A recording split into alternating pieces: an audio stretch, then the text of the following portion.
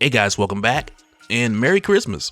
So I was thinking today we could cover the first half of the Batman Santa Claus Silent Night 4-part miniseries that's been doing one issue a week this whole month, but since issue 4 doesn't come out till after Christmas, I figured we'll just come back later this week to wrap it up. So with that said, let's get into it.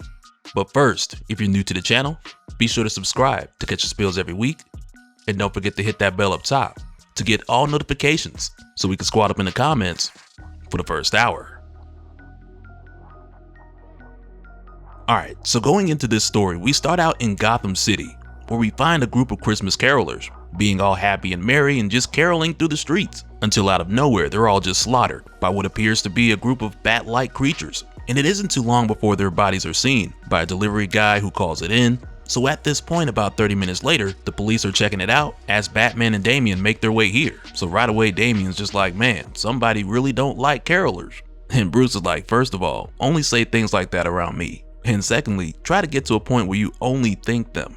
But as they check out the area, Batman already has the suspicion that they're dealing with someone completely new, because all of the usual suspects, they're already accounted for and contained. And upon closer investigation, they notice the victims have single punctures in their neck, they're completely drained of their blood, and Damian even notices that there are 3-toed barefoot tracks in the snow, similar to what would have been made by Dr. Langstrom. But Bruce quickly tells Damian, Man-Bat's already accounted for, and he doesn't do exsanguination. So to help them out, Batman called for an expert to step in, and as the eyes of the snow figure behind them starts glowing, Damian believes that whoever did this has come back for more, only to find out that it's just their expert who's come to help, Zatanna. And as soon as she gets there, she does an optography spell, which causes the eyes of the victims to project the memories of the last things that they saw. And as soon as they see this memory, Damian's just like, oh my god, it's Lexington from Gargoyles. Okay, I'm just playing, he didn't say that. But right away, Zatanna realizes that this creature is one of the Drog, who are a vampiric strain of the Norse undead. But as Zatanna goes on to elaborate more about the Drog to Batman, he tells her to keep talking normally and don't turn her head, just before he turns around and catches one of the Drog who are trying to sneak up on them from behind. And just after Batman tags this one with a batarang, it just takes off, but right behind them, Damian is snatched up by another one. So Bruce tells Damian to hurry up and stretch his legs as he jumps up and grabs a hold, because Batman knows that the Drog won't be able to carry them both, and it works because it drops them. But just after it does, it circles back around, only for the Drog to get staked through its heart by Santa Claus himself. And it's just like, man, how did Santa make a better entry than Batman? And as soon as he gets here, the funny thing is, Batman's just like, what's up, Chris? Been a minute. Just super casual as Santa jumps down. And Damian's head is turning back and forth so quick, because he's just like, wait, what? And for Zatanna, who knew about Santa Claus before, she just never thought she'd get the chance to meet him. And Damian's just like, you can't be serious. I don't believe in Santa Claus. As if the man wasn't standing right here. And Santa just responds like, you and me both, kid. And right there, it's just kind of like, man, dang, Santa, what happened?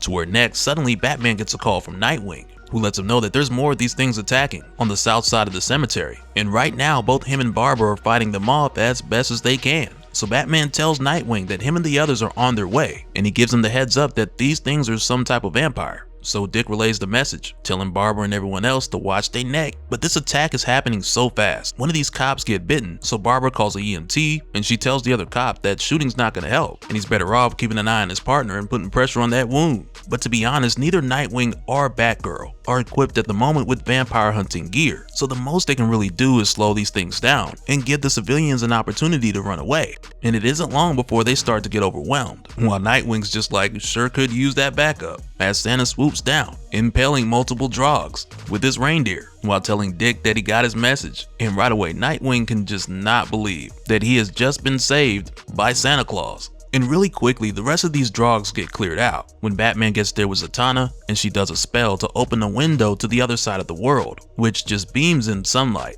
burning the Drogs and sending them away. And when this happens, Batman is just like, before anyone asks, yes, I put a tracker on one of them. And really, I don't think no one had to ask, because that's one of those things you just kind of assume at this point. And from here, Santa tells them that they at least have the day, since the Drog are gonna need to rest up, and they're not gonna attack again until nightfall. But Santa tells Batman that they will need more help, as the two of them walk off, so Santa can fill in Batman and he can call the right people to come help them out. And as soon as they leave, Nightwing is just like, man, so the stories about Batman and Santa are true. And Barbara's just like, you knew? But in Dick's defense, he thought the stories were just things that Batman would say to make Santa sound cool. And Damian's just like, well, he's not a jolly little elf or nice to kids. What's the deal with this guy? So Zatanna summons a book from her library, which has many stories about Mr. Claus, Kris Kringle, and Father Christmas, so she figures now that they've seen him, she can determine which story is closer to his actual history. And the book that she ends up reading from tells a story connected to the Scandinavian myths, around the time of the ancient Vikings, who honored Wotan, Freya, and Thor. And it speaks of there being a mighty woodsman, a crafter, who showed up at a time when dangerous creatures from Asgard wandered down into the regular world, so the Nordic people prayed for help, and their heroes heard them. And the book goes on to say, every year they gathered for the wild hunt, a ride to capture the beasts or slay the most deadly ones. Our craftsman would ride his stag, alongside the greatest hunters in the Norse pantheon. Loud thunder from their charge would echo all over the Northlands. The hunters would split up and seek out different monsters. Our friend searched the forest for a fierce beast man called the Krampus, but he found the beast man to be less deadly than legends described. He saw no need to slay Krampus, who only used his fearsome visage to amuse himself. So the woodsman would just lead him back to Svartalheim, and they were the last, returning from the wild hunt, when a storm closed the path home. Some say that it was Ragnarok, or that Wotan simply forgot the woodsman. The path never opened again. The legends of the gods faded, and the two remained among our kind. Krampus's nature was the same. He couldn't stop scaring children, so as a token of apology, the craftsman made toys for the youth. The two continued searching the land for monsters, but right there as Zatanna's reading the story, Santa just walks through it, calling them silly stories and telling them that he'll be near until the Draug are dealt with. So Barbara tells him, like, don't you got something you need to be doing soon? And I mean referring to Christmas, which for Santa, he just tells them that he hasn't had to make Christmas happen for centuries. And the reason why he's come back now is because after hunting the Draug for centuries, they've somehow been set loose because someone has freed them from the catacombs that Santa sealed himself underground in a location that only he knew about. And right there, Damien's just like, it was Krampus, because he noticed the hoof prints earlier next to the carolers who were attacked, which weren't made by hooves like that of a deer, but instead a cloven hoof, like a ram. And on top of that, the tracks were biped, so whatever this thing was, it was walking on two hooves. But suddenly, one of these Draugs start glowing, as a strange fauna comes growing out of its chest, and the voice from another one of them says, "A gift for ye, 'tis the season." As this weird flower just spews this green goo all over Zatanna. As the voice goes on to say, I cannot have a magician hunting me. She might have been able to lock me away, the toy maker. Together we created this wonderful day. Then you threw me into the void. Now I am back in the world, and I'm going to take our special day and make it mine. All the horrors we trapped, you should have slain. You should have killed me. I will free them all, and Christmas will become the day of misery, ho. Ho, ho. Cause Krampus is back, and man, is he pissed. But there's so much more going on here that we'll find out, cause after this Krampus disappears, and Santa takes Zatanna to see what he can do to help her out. But before Santa goes, he leaves them a box, which right there has Damien like, it could be a bomb. Only for Dick to tell him that he understands Damien's had a rough upbringing, but Christmas doesn't work like that, cause Santa leaves toys. But Batman lets them know that this isn't a toy. It's a message, and he can't listen to it now because there's too many bystanders. So he calls for the Batmobile, which is the only good self-driving car, at least according to Nightwing, because I mean, I ain't trying to mess nothing up, just in case Elon want to bless your boy real quick, just saying. But after this, for a brief moment, we see Krampus, who's watching and noticing the fear as a number of voices tell him that Santa has help, so Krampus must move quickly to free the rest and destroy the spirit of his stolen day. Which for Krampus, he responds, and the voices will leave me.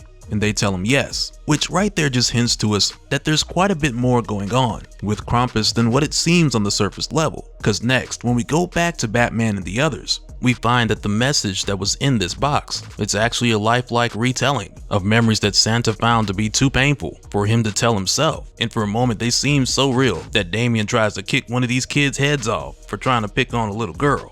Good thing Damien wasn't around back then, cause them kids would have got it. But in this memory, we find that Krampus goes after these kids who are picking on that little girl as he snatches up the bad ones while telling them that he's gonna eat them, as he throws them in his bag like he's the collector. And it's here where Santa suddenly shows up, and right away Damien and the others can tell that this was actually the two of them working together just to scare the kids and either get them to stop bullying or stealing. And year after year, when these kids became adults, gradually society got better because their routine worked. But eventually, when we jump forward a number of generations, we find that it came to a point where Krampus was no longer feared, with the kids growing up to become adults and a lot of people just kind of knew the song and dance. So one day Krampus was like, you know what, bump this, I'm about to start eating people, since they think I'm a joke. And right here's the story's going. Present day Santa steps in, and he more or less gives Barbara and the others an update on Zatanna, as he shows them that right now his helpers are doing everything they can to treat her from the effects of what was a poison flower from Niflheim. And so far things are looking positive because they've stopped the poison from spreading, and Santa tells them that Zatanna's strong, so she'll likely pull through.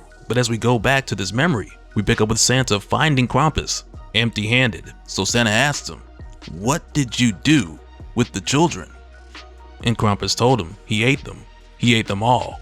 So with hearing this, Santa used the touchstone to banish Krampus to the space between realms, because he can no longer trust his old friend. But just after doing this, one of the children's parents heard their kids laughing nearby, and come to find out, Krampus just hid the kids and bribed them with treats so that they would play along and make his scary performance seem convincing. So immediately Santa raced to the space between realms to try to find his friend, knowing that he had made a mistake, and he searched for years only to come up with nothing. And prior to just recently, Santa just assumed that Krampus was dead.